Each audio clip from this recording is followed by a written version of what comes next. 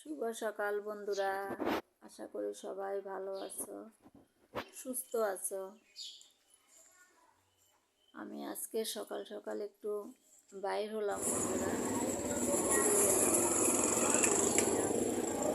তোমাদের সাথে ফুলের ভিডিও শেয়ার করতে পারিনি, আমার সময় মোবাইলটা কেউ ধরতে হয়, এই জন্য কেউ ধরার লোক ছিল না। তাই আমি বাজারে গেছিলাম, একটা লাউ আর কিছু সবজি নিয়ে আসছিলাম। এই যাই হোক, রান্নাটা শেয়ার করি নাই, কারণ অনেক টায়ার্ড লাগতেছিল, বাজার নিয়ে আসলাম তো তাই। আর ওই যে সবজিগুলা আমি সবগুলা ধনিয়া পাতা এগুলো একটু বাইরে রাখতেছিলাম, একটু জল শুকাই গেলে তারপরে আমি করব। আগেরও কিছু সবজি ছিল, এগুলা এই যে নষ্ট হয়ে যাচ্ছিল, তো এই চিন্তা করলাম যে দেখতে এরকম মনে হচ্ছে কিন্তু নষ্ট হয় নাই।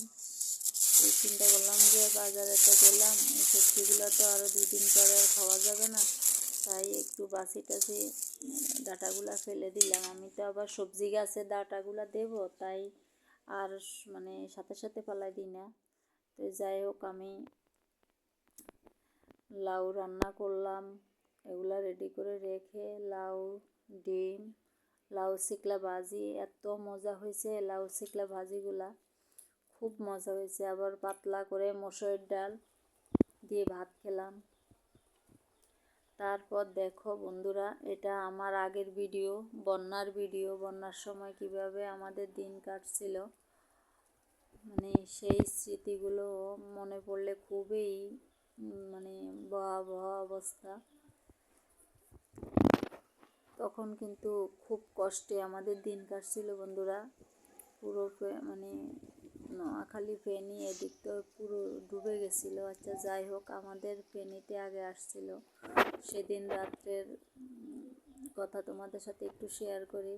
বন্যার সময় ঘুম থেকে উঠি কি দেখছিলাম, যখন বন্যা হয়েছিল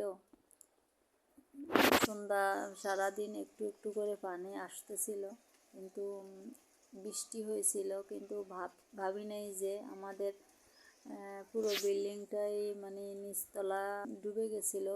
বিল্ডিংটাই যে এভাবে মানে ডুবে যাবে, বৃষ্টিটা সব সময় হয়, কল্পনার বিহীন ছিল, যেটা আসলে ধারণা করাই মানে যায় না।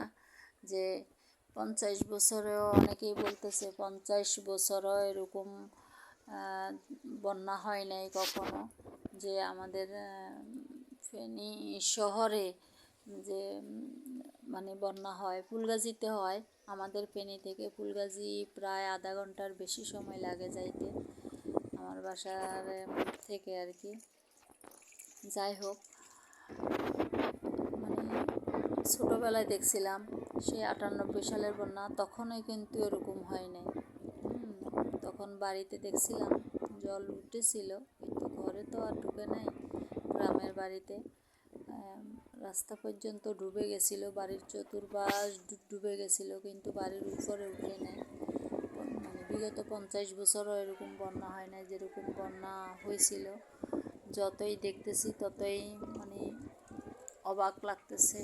তো যাই হোক, অনেক দিন হয়েছে আমার ভিডিওটা রয়ে গেছিলো। বন্যার সময় কতভাবে মানুষ কষ্ট করছে, নানান জায়গায় দেখো, এই যে নানান জায়গায় আশ্রয় নিয়েছে, বিভিন্নভাবে ছিল।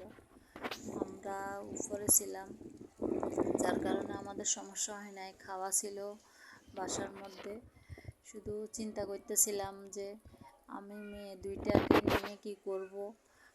আমার মেয়েরা তো সাঁতার জানে না, বড় মেয়েও জানে না, বড় হয়েছে কিন্তু বড় মেয়েও জানে না, ছোট মেয়েও জানে না, কেউই সাঁতার জানে না। আমি কিন্তু জানি, কিন্তু তারপরেও এত ভয় লাগতেছিল, কী করব, নিচের দিকে যাওয়া যাচ্ছিল না, কারেন্ট নাই, অন্ধকারে ছিলাম, এরকম অবস্থা জীবনে আর কখনো ছিলাম না। টানা মানে এতদিন কারেন্ট থাকা মানে কারেন্ট না থাকা অবস্থা।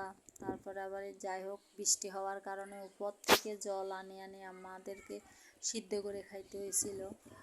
মানে কি যে অবস্থা, দিন কাটছি কি কী করবো, মানে সব তো আর বলে শেষ করতে পারবো না, তাইলে ভিডিওই শেষ হয়ে যাবে কিন্তু আমার কথা শেষ হবে না।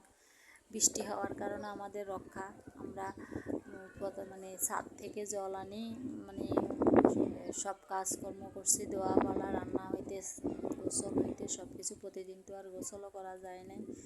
এত কষ্টের দিন ছিল, মানে সেগুলো ভাবলে আর মানে ইয়ে করা যায় না, এত কষ্টের দিন ছিল।